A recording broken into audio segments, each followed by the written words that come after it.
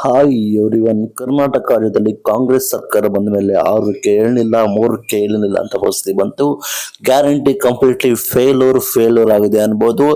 ಅಕ್ಕಿಯೂ ಇಲ್ಲ, ಹಣವೂ ಇಲ್ಲ, ಹಣವೂ ಇಲ್ಲ, ಮನೆ ನಡೀದೆ ಅಂತೇಳಿ ಮಾಹಿತಿ ಬರ್ತಾ ಇದೆ.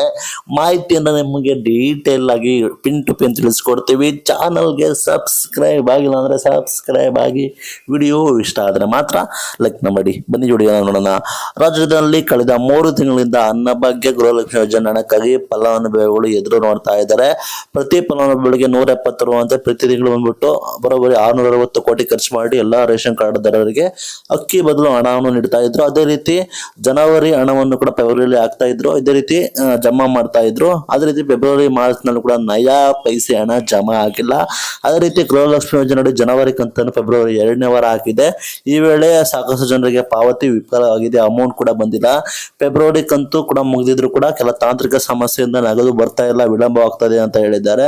ಮಾನ್ಯ ಮುಖ್ಯಮಂತ್ರಿಗಳಾದ ಸಿದ್ದರಾಮಯ್ಯ ಅವರು 2ನೇ ಬಾರಿ ಮುಖ್ಯಮಂತ್ರಿ ಆದ ಬಳಿಕ ಅನ್ನ ಬಗ್ಗೆ ಸೇರಿ 5 ಗ್ಯಾರಂಟಿ ತಂದ್ರು. ಅನ್ನ ಬಗ್ಗೆ ಯೋಜನೆ 10 ಕೆಜಿ ಅಕ್ಕಿ ಕೊಡ್ತೀವಿ ಅಂತ ಹೇಳಿದ್ರು, ಅದರ ಬದಲು ಹಣವನ್ನು ಕೊಡ್ತೀವಿ ಅಂತ ಹೇಳಿದ್ರು.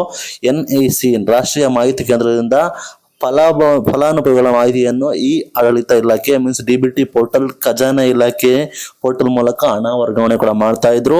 ಒಂದು ಸಮಸ್ಯೆ ಆಗಿದೆ. ದನ ಬಗ್ಗೆ ಸಲುವಾಗಿ ವಂಚಿತರಾದ ಕೆಲ ಕಾರ್ಡುದಾರರಿಗೆ ಗೃಹಲಕ್ಷ್ಮಿ ಯೋಜನೆಯಿಂದ ದೂರ ಬರ್ತಾ ಇದೆ. ನೈಜ ಫಲಾನುಭವಿಗಳಿಗೆ ಹಣ ಪಡೆಯಲು ಒಂದಲ್ಲ ಒಂದು ತಾಂತ್ರಿಕ ಸಮಸ್ಯೆ ಕೂಡ ಆಗ್ತಾ ಇದೆ. ಕಾರ್ಡ್ ನಲ್ಲಿ ಇರುವ ಕುಟುಂಬದ ಮುಖ್ಯಸ್ಥರ ಹೆಸರು, ಆಧಾರ್ ಕಾರ್ಡು, ಪಾನ್ ಕಾರ್ಡ್ ನಲ್ಲಿ ಒಂದೇ ರೀತಿ ಇರದಿದ್ರೆ ಹಣ ಕೂಡ ಬರಲ್ಲ. ಬ್ಯಾಂಕ್ ಖಾತೆಗೆ ಆಧಾರ್ ಜೋಡಣೆ ಮಾಡಿಸಿದ್ರು ಕೂಡ NPCI ಲಿಂಕ್ ಮಾಡಿಸ್ಬೇಕಾಗುತ್ತೆ. NPCI ಬ್ಯಾಂಕ್ ಖಾತೆ ಲಿಂಕ್ ಮಾಡದಿದ್ರೆ ಹಣ ಬರಲ್ಲ. ಒಂದು ವೇಳೆ ಎಲ್ಲಾ ಸರಿ ಇದ್ರು ಕೂಡ ಖಾತೆಗೆ ಜಮಾ ಆಗ್ತಲ್ಲ. ಹಣ ಬಂದಿದೆ ಅಂತ ವೆಬ್ಸೈಟ್ ತೋರಿಸ್ತಾ ಇದ್ರು, ಬ್ಯಾಂಕ್ ಖಾತೆಗೆ ಹಣ ಜಮಾ ಆಗಿಲ್ಲ.